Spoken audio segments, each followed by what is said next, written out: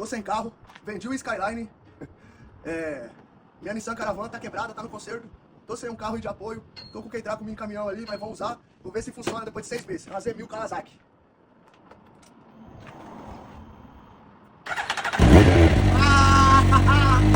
Frio do caralho! Frio do caralho!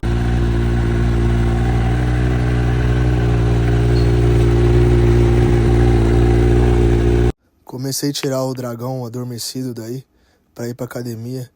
Tá um frio danado, mas eu não tenho outra locomoção hoje, eu tenho que ir de moto mesmo.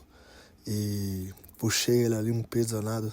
Está meia dura também, muito tempo sem andar. Mas pegou de boa, suave, e escuta aí o barulho dela.